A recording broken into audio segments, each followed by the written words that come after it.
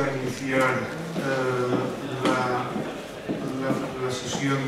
primera sesión de esta mañana dedicada a la Edad Moderna. Tres van a ser los ponentes, dos de universidades catalanas y un tercero de la Universidad del País Vasco. El sistema que vamos a seguir es el parecido a ayer. Vamos a intentar que las ponencias tengan una duración aproximada de 10 minutos cada una y a continuación tendremos el debate, coloquio, lo que sea pertinente. En primer lugar, vamos a tener la intervención de un modernista, el doctor Agustí Alcover i Penicay, profesor de la Universidad de Barcelona y director del Museo de Historia de Cataluña, museo que ha recogido nuevos bríos en los últimos tiempos, con un proceso importante yo diría, de completar y de modernizar algún aspecto comunicacional básicamente. Pero su intervención aquí va a ser uno de los temas que lógicamente ha sido importante dentro de la historiografía. Estamos hablando del siglo XVIII y estamos hablando de la monarquía hispánica y el Estado español, provincias exentas y nuevas plantas en el siglo XVIII. Por tanto, tiene la palabra. Muchas gracias. Digamos que el título, la comunicación la tienen parcialmente fotocopiada, recoge, digamos, la doble terminología que cada vez con más consenso utilizamos los historiadores para referirnos, por una parte, al régimen político de los Austrias y, por otro, al régimen político nacido con la Revolución Liberal en el siglo XIX. Hablamos de monarquía hispánica para referirnos a lo que entendemos que es una monarquía compuesta, que es la monarquía anterior a 1714. En todo caso, también se utiliza el término rigurosamente coetáneo de monarquía católica, pero en términos geográficos hablamos de monarquía hispánica y luego hablamos de Estado español en puridad a partir de la Constitución de Cádiz y, por tanto, del régimen político surgido de la Revolución Liberal. Entonces, nos vamos a plantear qué pasa entre medio y especialmente con dos conceptos también coetáneos, el de países de nueva planta, es decir, estados o reinos donde se aplicó un decreto de nueva planta, y por otra parte lo que ya entonces también fue conocido con el nombre de provincias exentas, entendiendo como tal provincias que tenían un régimen fiscal y también jurídico-político al margen del general del Estado. Bien, en primer lugar, la comunicación cuestiona el hecho de que podamos hablar de que el modelo que se extiende a los reinos de la Corona de Aragón es un modelo copiado del castellano, aunque ello es lo que aparece en su literalidad, como mínimo en el primer decreto de abolición de fueros, que es el de Valencia y de Aragón de 1707. En concreto, como todos ustedes saben, el decreto, tras invocar al justo derecho de la conquista que de estos reinos han hecho mis armas, proclama la real voluntad que estos reinos se reduzcan a las leyes de Castilla. Por tanto, aparentemente se aplica un modelo que proviene del pensamiento político castellano, de matriz en parte arbitrista y también con un fuerte contenido catalanófobo, y que también fue resumida en el gran documento, en el llamado Gran Memorial, que Olivares envió a Felipe IV de manera secreta en 1625, cuando le dijo textualmente: quiero decir, señor, que no se contente vuestra majestad. Empieza diciendo el negocio más importante de su monarquía, que es el hacerse rey de España. Y añade Olivares: quiero decir, señor, que no se contente vuestra majestad con ser rey de Portugal, de Aragón, de Valencia, conde de Barcelona, sino que trabaje y procure, con consejo maduro y secreto, para reducir estos reinos de que se compone España al estilo y leyes de Castilla, sin ninguna diferencia. Aparentemente, en su literalidad, los decretos de nueva planta desarrollan justamente esta doctrina. Sin embargo, ha sido notado el carácter de novedad que implica dicho decreto e incluso de ensayo en la línea del absolutismo borbónico, lo cual claramente rompe con el modelo castellano. El contenido nuevo es visto, lo explico a través de diversos ejemplos de la actitud que tuvieron los botiflers o filipistas valencianos tras la publicación del decreto. En concreto, se llegó a publicar un documento de gran valor político en que algunos de los más destacados botiflers valencianos pedían la devolución de los fueros y, por tanto, digamos, la anulación del decreto. La respuesta real fue muy evidente. Estos dirigentes botifleros que habían estado encarcelados en la etapa austriacista fueron conducidos a Navarra, encarcelados en régimen duro, y lo que todavía es más significativo, más pedagógico, el impresor del texto fue condenado a muerte y ejecutado. Entonces aquí se termina, digamos, la respuesta dentro del bando borbónico. El segundo punto que planteo es sobre las 4 plantas, la del año 7 de Aragón y Valencia, la del 11 nuevamente de Aragón tras la entrada de los aliados un año antes. Por tanto, Aragón finalmente tiene un decreto propio diferente. La del 15 de Mallorca y la del 16 de Cataluña son algunas de sus grandes diferencias. Son textos muy diferentes en el ámbito jurídico y crean realidades muy diferentes. Básicamente atendiendo a 3 criterios. Primero, la coyuntura en que se publicaron, que es diferente para cada uno de ellos. Segundo, las características que tuvo el ostracismo en cada uno de los reinos, que también fueron diferentes. Y tercero, la diversa tradición política de los reinos. En el primer caso, el tema de las coyunturas, cito el ejemplo del primer decreto que finalmente solo se aplicó en Valencia y que supuso incluso la abolición del derecho civil. Esto constituyó un gravísimo problema, un caos administrativo y jurídico muy grande, y por tanto ya no se aplicó en los otros estados.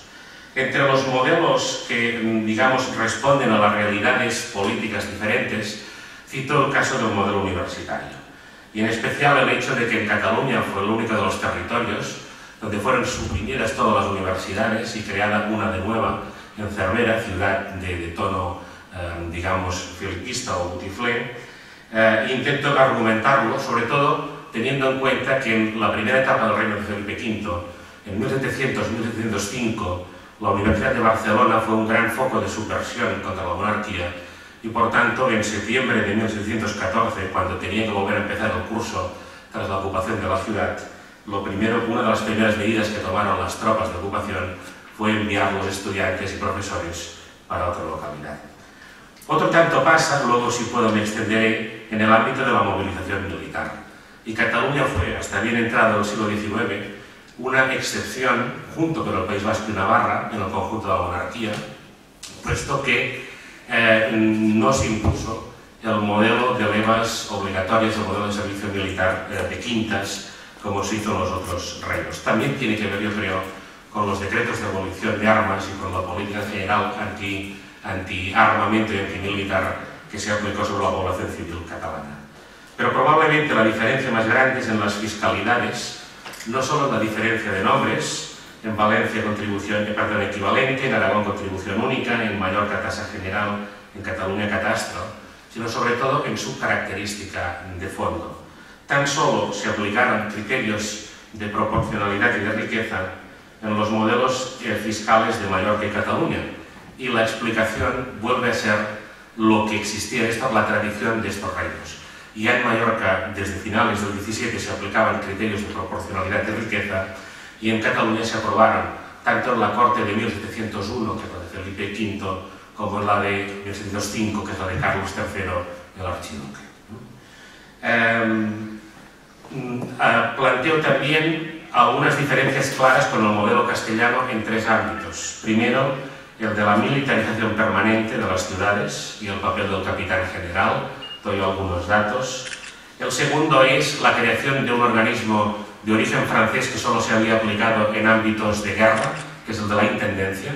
En concreto, la primera intendencia de la monarquía hispánica se creó en Extremadura en 1711, en plena guerra, y estuvo a cargo de José Patiño, quien ya en el 13, digamos, se trasladó a Cataluña, donde aplicó el modelo de intendencias que quedó de manera permanente con la paz hasta el siglo XIX. Y finalmente, el tema de la Real Audiencia. En el caso de Cataluña, el hecho de que la Real Audiencia ocupó la Casa de los Diputados o Palacio de la Generalidad tiene ya un valor simbólico importante. La Real Audiencia fue combinada con jueces botiflers que habían tenido que exiliarse en plena guerra y también jueces castellanos, y aunque aparentemente tenía un papel menor que las otras administraciones, fue la que garantizó la continuidad y por ello finalmente fue la que realmente controló la situación. Y pongo un ejemplo que claramente rompe con la filosofía inicial de la nueva planta, que es la creación de los Mossos d'Esquadra en plena guerra de 1719 que comenté ayer, y que rompe con la idea de que no se puede armar a la población civil y en cambio enlaza con la idea de la tradición de somatenes y sacramentales, aunque en este caso, lógicamente, los Mossos d'Esquadra fueron una milicia liderada por la gente de orden local y controlada estrechamente por los corregidores. Hablo de la extensión del modelo de nueva planta al País Vasco y Navarra, que se cortó, como comenté ayer, por tanto no me extenderé, en 1719 con la guerra de la Cuádruple Alianza, pero que llegó inicialmente a, digamos,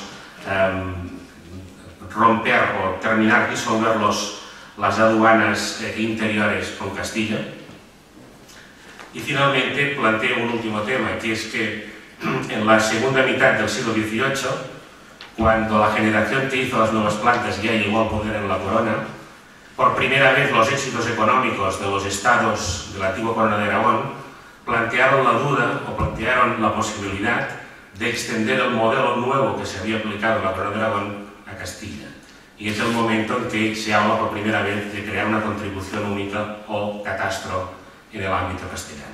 Lógicamente, el catastro que se quería imponer nos plantea dos reflexiones. Primera, que no tan solo no había sido que la estructura castellana se había aplicado en la corona de Aragón, sino que lo que se plantea en la segunda mitad del XVIII es que la nueva estructura que se aplica en la corona de Aragón se aplique en Castilla. Por tanto, aquí hay una contradicción, ¿no? Pero tal vez lo más importante es que, lógicamente, el modelo que se quería aplicar significaba, digamos, un número cada vez romper con las excepciones, con las exenciones personales, locales o estamentales, y generó una resistencia que fue imposible de vencer. El catastro se impuso en la corona de Aragón, manu militari, no se pudo imponer por vía política en Castilla. Y con eso mi conclusión es, la leo textualmente: así el régimen político y fiscal de la corona de Castilla superó todas las pruebas del mal llamado reformismo borbónico, y el reino de España llegó al siglo XIX y a la Revolución Liberal como una realidad esencialmente fragmentada. El Estado español quedaba pendiente de construcción y ya no digamos la nación española. Muchas gracias. Gracias. A continuación, la ponencia del doctor Joaquín Alvarado de la Universidad Pompeu Fabra y también una de las personas de máximas responsables del Instituto de Historia Jaume Vicens Vives. El tema de su ponencia, la Diputación del General y los comunes catalanes hacia 1700, representación y modernidad política. Buenos días. Debo pedir disculpas en primer lugar por no haber entregado el resumen de mi intervención, pero es que estos últimos días ha sido un auténtico desastre, un fin de curso, y literalmente no pude. La historiografía española, en términos generales, no ha cesado de cantar las excelencias de la supuesta modernidad del absolutismo, entendido como un sistema político que aportó racionalidad a la gestión pública y que incluso llegó a preocuparse por el bienestar de los súbditos, que ya es mucho. Es decir, se trata de un supuesto harto discutido en nuestros días y que debe ser debidamente revisado. Contrariamente, se ha tendido a asociar la vieja planta de los territorios de la Corona de Aragón a un sistema anacrónico, feudalizante, al que afortunadamente sustituyó la nueva planta borbónica. Lo que soslaya dicho paradigma es que el sistema político en aquellos territorios, basados en los fueros valencianos, aragoneses y en las constituciones catalanas, en la línea del parlamentarismo, establecían auténticos límites al poder del rey y de sus ministros, al tiempo que garantizaban interesantes mecanismos de participación política, unos mecanismos cargados de futuro. Especialmente en Cataluña, donde el hombre común podía alcanzar cotas decisivas de participación política y donde las Cortes, celebradas en 1705 y en en 1701 y en 1705 significaron una notable puesta al día del constitucionalismo.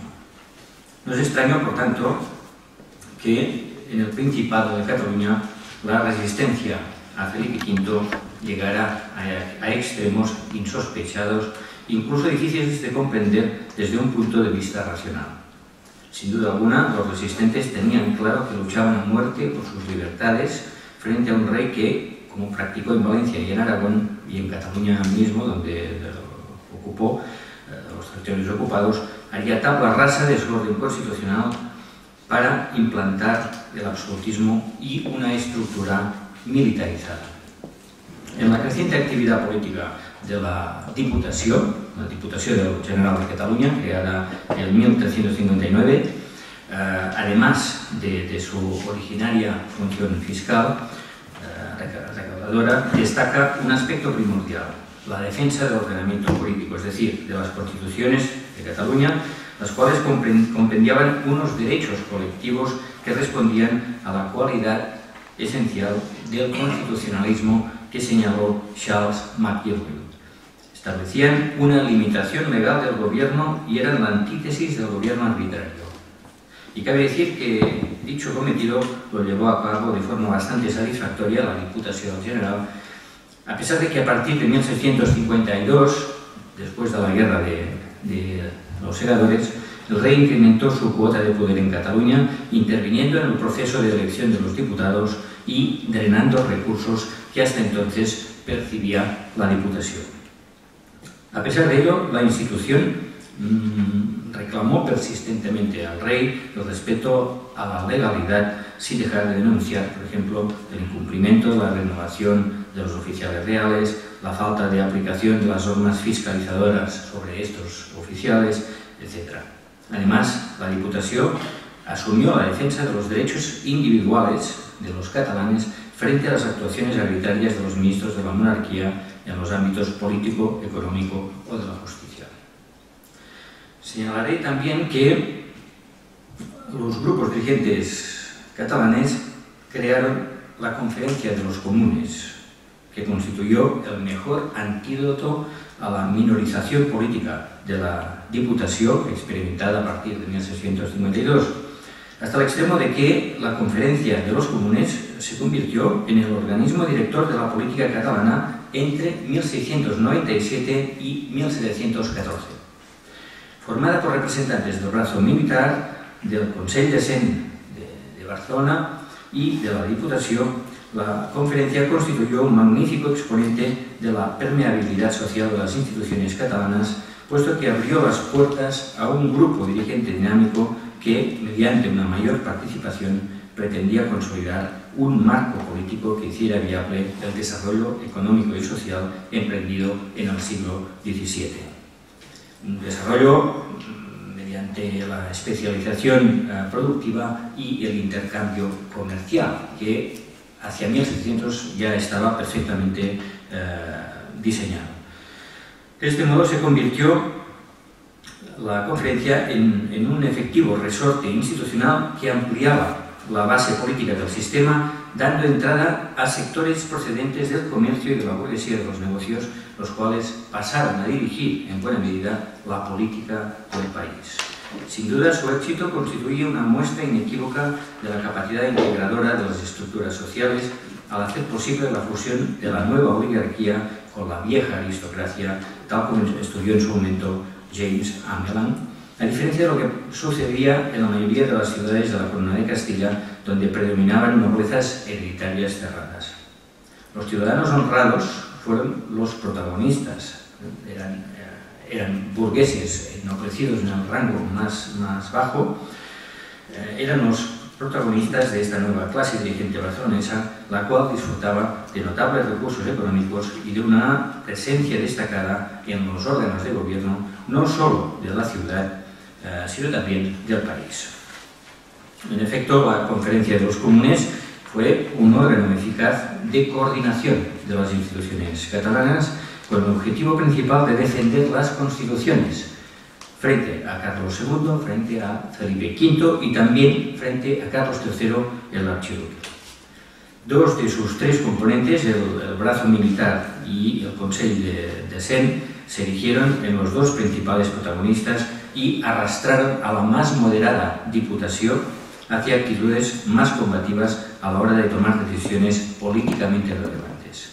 De lo que no cabe duda es que la institución desplegó una intensa actividad entre 1697 y 1714, puesto que celebró 517 reuniones. Y lo que es más importante, sus recomendaciones fueron asumidas casi siempre por las instituciones de gobierno catalanas. Dicho activismo responde perfectamente al desarrollo del constitucionalismo que culminó en las Cortes de 1701 con Felipe V y principalmente en 1705 con Carlos III. No en vano, Felipe V, después de ambas Cortes, afirmó que los catalanes habían quedado más repúblicos que el Parlamento alusivo a los ingleses. Para entender la dinámica política en Cataluña a finales del XVII y durante la Guerra de Sucesión, debemos retener una cuestión fundamental. Precisamente a causa de que había aumentado notablemente la implicación del hombre común en la política, se hizo realidad el desarrollo del constitucionalismo y, de este modo, podemos concluir que en las Cortes de 1705 cristalizó dicho objetivo de la mano del austracismo. Un partido que vio en aquella coyuntura de cambio dinástico en España la ocasión de hacerlo realidad con Carlos III, el archiduque, tanto en el ámbito político como en el económico. Era lo que Ernest Lluch llamó la alternativa catalana. Por esta razón, el felipista marqués de Gironella consideró que el vencedor Felipe V tuvo a su alcance, dijo textualmente, una ocasión muy oportuna de poner todos sus dominios bajo una misma ley, de exaltar la autoridad de la verdadera nobleza, cercenando la demasiada de la plebe. La carga social que hay en esta afirmación del felipista es contundente, cuyo peso de la plebe, afirmaba, era relevante en el Consell de Cent de Barcelona, formado por, decía, menestrales y artistas y gente común. De este modo, y acabo, por justo derecho de conquista, se truncó una vía que incidía en la construcción del Estado desde abajo, cuya virtud consistía en que ofrecía resortes de modernización al Estado y que influían en las decisiones políticas que tomaban los gobernantes, forjando de este modo un sistema de gobierno más consensuado en el que el individuo podía sentirse también más integrado. Así lo han sugerido André Hollenstein y Wim Blokmans desde una perspectiva que analiza la construcción del Estado como un juego de interacciones entre agentes individuales y territoriales, por una parte, y autoridades estatales, por otra, lejos de entender este proceso, como es habitual, únicamente desde arriba.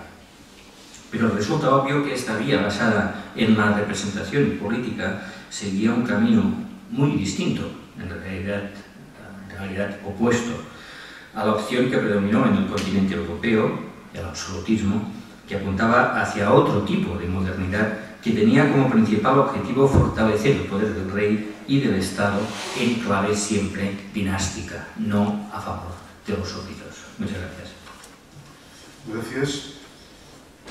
A continuación, Imanol Merino Malillos, de la Universidad del País Vasco, nos planteará la ponencia sobre los agentes vizcaínos en la corte del siglo XVII, génesis y consolidación, características y funciones.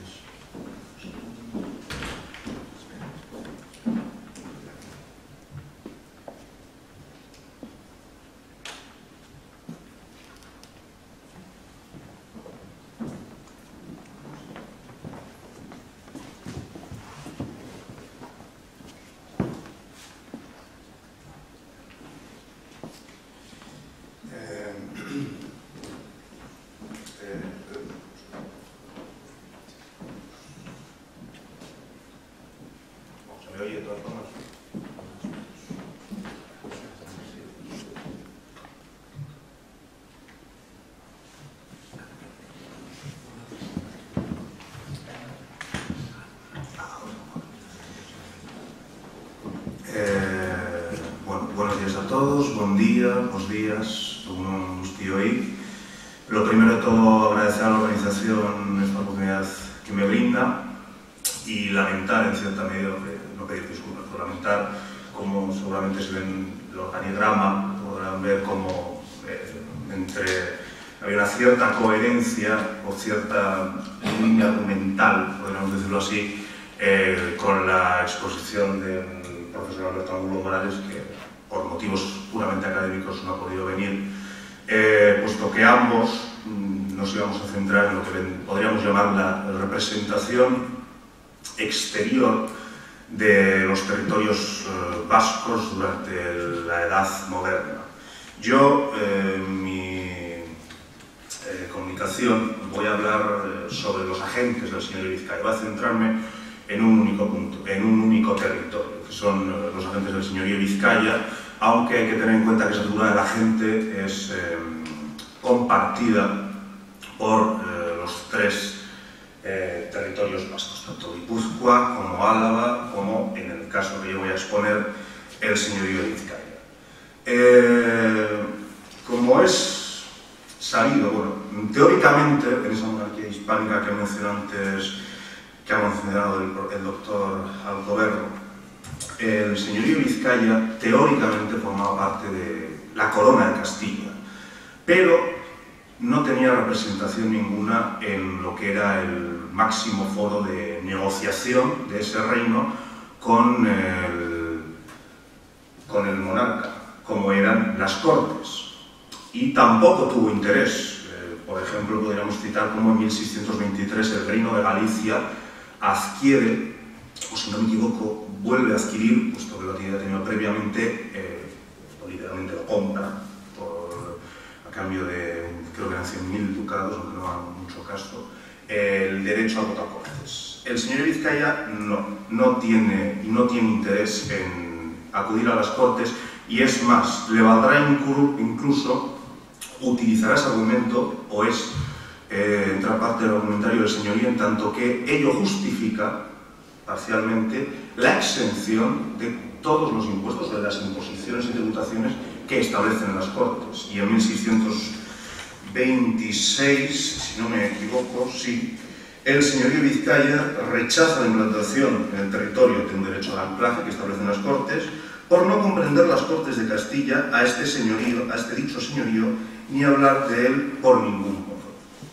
Bien, pero de alguna manera, obviamente, el no acudir a Cortes no implica, obviamente, hacia que este cauce no estuviese dirigiendo al señor Vizcaya, pero había que defenderlos. El señorío tenía que defender sus intereses políticos en la negociación en el principal centro de resolución, que era Madrid en este momento, bueno, en los siglos XVI y XVII, bueno, desde 1560. Pero también, por otra parte, era necesario, pese a contar con un corpus jurídico definido, como eran los fueros, Constitución Real de 1527, era necesario defenderlos, en tanto que, de hecho los propios fueros lo dejan bien claro, una de las principales cuestiones de los fueros era la vizcainía, y la defensa, la vizcainía que era sobre todo conflictiva más allá de las fronteras del señor de Vizcaya, puesto que comportaba una hidalguía y unas exenciones que eran difíciles de comprender más allá de las fronteras del señorío de Vizcaya. Por lo tanto, era necesario defender al señorío, tanto los derechos del señorío como los intereses. ¿Quiénes vehicularon esta defensa del señorío de Vizcaya hasta 1630, entre 1600 y 1630? La gente no nace a los albores de la Edad Moderna, sino que es una figura que se va configurando paulatinamente. A lo largo del siglo XVI, prácticamente podríamos decir que entre 1597 y 1600 es cuando se va a dar el cambio, esa defensa del señorío en la corte la van a conducir bien abogados asalariados, esto más en el ámbito jurídico, es decir, en las cuestiones de pleitos, que son contratados allí, que no tienen por qué ser vizcaínos, y por otro lado, comisionados, gente que es enviada desde el señorío de Vizcaya para defender los intereses o los derechos del señorío de Vizcaya. Los motivos de que no apareciese en estos momentos la figura del agente es, por un lado, el carácter itinerante de la corte. Hasta 1561 no se sabe, el monarca no reside durante todo el año en un mismo lugar, en 1561, y no se sabe en ese momento que va a ser sine die. De hecho, entre 1601 y 1606 va a ser Valladolid la corte. Madrid es elegida en 1561 por Felipe II como su lugar de residencia. Y en segundo lugar, la propia configuración institucional del señorío de Vizcaya, puesto que, pese a que podamos comprender al señorío de Vizcaya o Vizcaya como una única entidad, realmente está configurada por la tierra llana, que controla las instituciones provinciales hasta 1630, las villas y ciudades, que tendrán prácticamente una vida desgajada, aunque haya ocasiones en las que converjan en intereses, y las encartaciones y la merindad. A finales del siglo XVI se produce una agresión a los fueros, más que a los fueros, a esa vizcainía que antes he mencionado, por parte del texto del fiscal García Saavedra, que literalmente cuestiona la hidalguía universal de los vizcaínos, lo cual obliga a activar una serie de mecanismos, obligará a comisionar a varias gentes a Madrid para obtener una criba de este texto, que finalmente se consigue, pero harán ver al señorío Vizcaya que ese sistema de comisionar, basado esencialmente en comisionados de abogados, es insuficiente, y en 1597 se adopta la decisión del señorío Vizcaya, en estos momentos controlado por la tierra llana, por las anteiglesias, de establecer una persona de forma permanente cerca del monarca, para defenderlo. Y en 1600, las villas, ese señorío Vizcaya controlado por las anteiglesias y las villas y ciudad, nombrarán una persona para defender sus intereses comunes, sin desmantelar los cuerpos o las figuras de representación propias que podía tener las anteiglesias por un lado, las villas y ciudades por otro, pero para los elementos comunes se nombrará a una única persona. En ese momento tenemos que tener en cuenta que este nombramiento de un único agente se produce en un momento en el que se está dando un intento, entre 1600 y 1630 se está intentando por parte del señorío Vizcaya, controlado por las anteiglesias y de las villas y ciudades, y también de la merindad de Durango, de converger en un único cuerpo, que en esencia tendría que significar que las villas y ciudades entrasen a formar parte de las votaciones en el gobierno, que una de sus proclamaciones sería entrar las villas y ciudades y la merindad de Durango en las elecciones del gobierno del señorío Vizcaya, que cristalizarán en la consabida, la famosa Concordia 1630. Y en ese momento ya queda establecido definitivamente la figura del agente. En 1600 se nombra una persona que cuando fallezca este agente conjunto desaparecerá, reaparece en 1624, pero como ya parte de ese proceso. Ahora paso a analizar ahora un poco lo que es esa figura del agente del señorío de Vizcaya entre 1630 y 1680. En primer lugar, es un vizcaíno, puesto que el señorío de Vizcaya no es consciente, considera que un vizcaíno acudirá con mayor interés, en tanto que él es parto. Él está interesado en la defensa del señorío, en la vizcainía, pero también ha de ser una persona residente en Madrid, y en este caso me gustaría hacer una especie de reflexión sobre el escaso interés que hasta el momento, aunque últimamente se está paliando, de la figura de los emigrantes vizcaínos y vascos en general a la corte, aunque últimamente con la cuestión de la congregación que surgirá en el 18 se está paliando estas ausencias, pero un residente en Madrid que no ha roto relaciones con el señor de Vizcaya.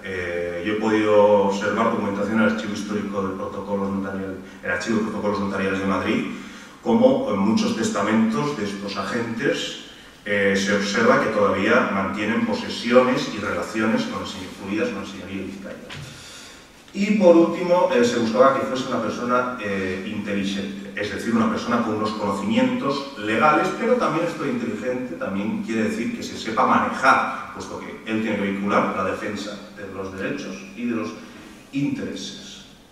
En cuanto a la agencia, eso en cuanto a la persona que es el agente. En cuanto a la agencia, su nombramiento es competencia de las Juntas Generales, aunque éstas tienden a delegar en la Diputación.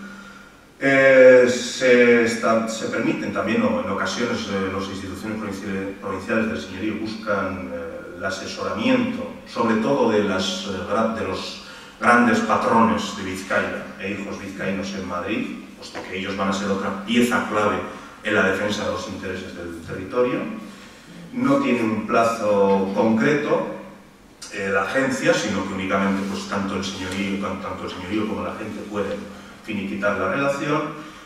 Tiene una relación salarial, puesto que si no, hasta ahora, la cuestión de los vizcaínos y demás, esto establece ya un vínculo de salario, no es un vizcaíno al uso al que se le acude para un momento determinado, sino que es una persona que tiene unas obligaciones, tiene un poder, por tanto, también, y es también la principal fuente de comunicación entre el señorío y el centro de la monarquía, o el centro por lo menos de la Corona de Castilla, que es Madrid. Y es la pieza oficial, puesto que es el representante oficial de un cuerpo, de una representación exterior, que también la componen diversas figuras. Esos comisionados y abogados no desaparecen con el establecimiento de la gente, sino que en ocasiones se complementan con esta figura, y también no hemos de olvidar pues, esos patrones que antes he mencionado, patrones que pueden ser o bien vizcaínos o bien no vizcaínos.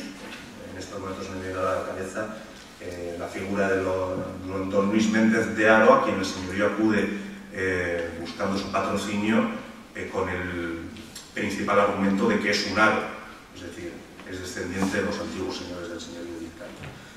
Y por último, ya centrando en las funciones de la gente, que no voy a centrarme, aunque en este periodo pues, tendríamos mucho de qué hablar, pues estaríamos hablando también de, algunos habrán podido observar cómo la figura de la gente nace un año antes de que estalle la machinada del estanco de la Sal, y también podríamos hablar, o habría que reflexionar sobre el papel del señorío, esta figura de la gente, pues, por ejemplo, en 1640, y esa a mí es una idea, un tema que a mí siempre me ha traído, que es esa historia no comparada, pero sí observar cómo el señorío de Vizcaya en 1640 frente a los casos de Cataluña y de Portugal, donde sí se establece, donde sí hay una ruptura con la monarquía, el señorío de Vizcaya se ha tendido a considerar que se mantuvo estable, pero el propio John Eliot definió en 1640, constata cómo hay un movimiento, casi un amago de motín en el verano de 1640, y John Eliot además acuña define Vizcaya en ese momento con una frase que a mí siempre me ha parecido muy significativa, que es un barómetro siempre sensible, porque además tenía precedente la machina. Pero volviendo a los agentes, sus funciones son en esencia la negociación, la defensa de los derechos, sobre la que no me extenderé porque ya me extendí demasiado. Me gustaría reflexionar un poco sobre las estrategias, como los agentes y el señorío en general en ocasiones busca la convergencia con otros territorios o otras entidades con las que podría compartir intereses, y en este caso sobre todo me gustaría hacer hincapié en los otros territorios vascos con los que el señorío en ocasiones busca reforzar su posición, en tanto que solidaridad o compartían intereses, vamos, pero como en ocasiones el señorío también no quiere compartir, o sea, no quiere vincularse con otros territorios, con otras entidades, puesto que es consciente que el fuero de Vizcaya es una ventaja, puesto que parte con esa ventaja en el sentido de que es un corpus legal definido. Y por último, la última función de la gente sería la de la representación y la comunicación, representación en actos cortesanos, pero de baja categoría, en caso de alta significación, como puede ser transmitir el pésame al monarca, se eligen a los grandes patronos. Y esto ha sido todo. Muchas gracias. Gracias, Manuel. ¿Tienen ustedes la palabra?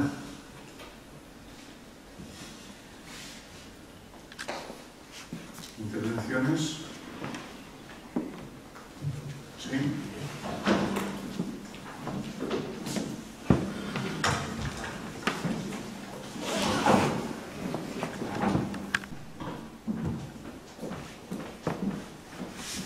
Vamos a ver lo que...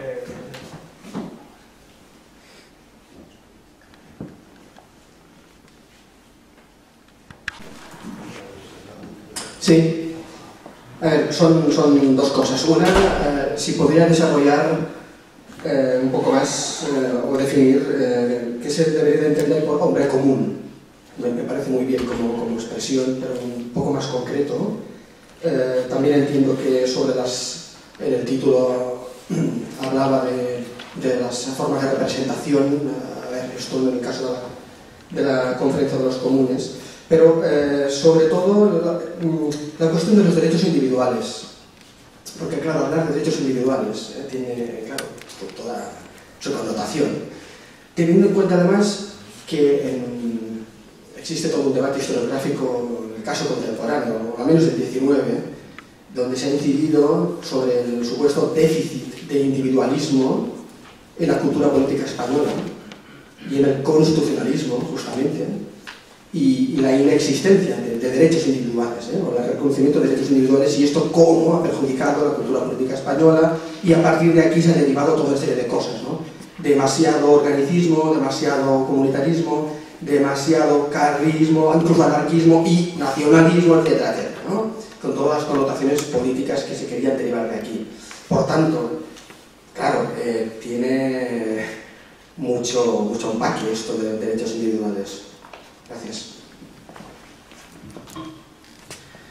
Evidentemente no podemos hablar en el mismo sentido de derechos individuales para la edad moderna como para la contemporánea, ¿no? Del mismo modo que no se puede equiparar el concepto de libertades del periodo moderno para el contemporáneo. En todo caso sí que podemos hablar de libertades en plural para el periodo moderno y de libertad en el periodo contemporáneo, ¿no? Pero a lo que me refería es que, siguiendo una historiografía que está tomando cierto relieve en Europa, de la mano inicialmente de Peter Brickell y de otros historiadores, se está haciendo énfasis, poniendo el énfasis en un hecho muy real. Había en Europa mecanismos importantes mediante los cuales el hombre común, es decir, aquel hombre que podíamos definir que disponía de libertad y de una cierta propiedad, que podía ser simplemente una casa, no más, tenía derecho a votar en su comunidad, o bien a participar en parlamentos, dietas, stand, cortes, etcétera, etcétera. Ese es el concepto. Evidentemente no es un fenómeno generalizable, se daba en determinadas zonas de Europa, en Alemania se daba, en algunos territorios del Imperio Austríaco se daba con más o menos intensidad y llegaba al pueblo más bajo de forma diferente. Pero en el caso de Cataluña concretamente podemos afirmar que ciertamente la Diputación del General tuvo como una de sus misiones preservar la defensa de las constituciones en lo que hacía referencia a los derechos individuales, es decir, que era garantista, procurar que no se impusiera la jurisdicción militar por encima de la civil cuando correspondía según las constituciones. No era lo mismo que juzgar a un campesino un tribunal civil que un tribunal militar, evidentemente, y esto lo garantizaban las constituciones, sobre todo en momentos de la presencia creciente del ejército en el territorio, ¿no? Y por lo tanto este es el concepto. Este concepto se desarrolla muchísimo en las últimas cortes, las de 1705, hasta extremos muy avanzados. La ley de habeas corpus, por ejemplo, se aprueba en las cortes en 1705. Se aprueba que no pueda ser violada la correspondencia. Se aprueba que los representantes municipales, los consellers, jurats, paets, etc., no puedan ser detenidos por defender a su comunidad. En la medida en que están cumpliendo un cargo público y están defendiendo los intereses públicos. Y el argumento que se da siempre es que en el nefasto gobierno anterior de Felipe V, en el primer reinado de Felipe V, se violaron sistemáticamente estos derechos. Por lo tanto, se pasó a una ofensiva, digamos que jurídica, ¿no?, que brindara esos derechos individuales. Y se aprobaron en las Cortes de 1705. Que luego esto tuvo un recorrido muy corto, porque la misma guerra de sucesión impidió, ¿no?, desarrollar todos esos mecanismos que acercaban bastante la realidad de Cataluña a la realidad inglesa, con la diferencia que en Inglaterra la gloriosa revolución situó al Parlamento al mismo nivel que el rey, e incluso un poco más en algunos ámbitos. Aquí aún el rey tenía un peso muy importante en el esquema de Cataluña y de las Cortes de 1705. Pero la verdad es que hubo un desarrollo interesantísimo en ese sentido de las libertades civiles, ¿no?, garantizadas por un marco jurídico que se fue poniendo al día, es decir, que fue evolucionando en función de esas necesidades. Y el hombre común, por lo tanto, entiendo que en el caso catalán se trata de individuos que, por ejemplo, en los municipios tenían un protagonismo importante. Los artesanos y otros individuos de clase social, digamos que media, baja, tenían presencia en el municipio catalán, y esa fue una conquista importante. Del mismo modo que en las Cortes de 1705 se incrementó el número de, digamos, burgueses o representantes de las ciudades en relación con las Cortes anteriores. Eso me lleva un poco al hilo de la argumentación, es decir, ¿por qué los catalanes defendieron de la forma que defendieron, casi irracional, ¿no?, sin garantías de éxito, Barcelona en 1714? Pues porque se sentían identificados con un marco jurídico-político que les daba voz, que les daba mecanismos de participación pública, ya fuera mediante los municipios, ya fuera mediante las Cortes, etcétera, que representaban de alguna forma, digamos que por lo menos desde la clase media hasta las clases altas. Evidentemente, las clases más bajas no estaban encuadradas en este esquema. Estamos en una sociedad del antiguo régimen. Ya lo he dicho, la propiedad y la libertad individual son dos características que definen este concepto de hombre común. No sé si... ¿Más intervenciones?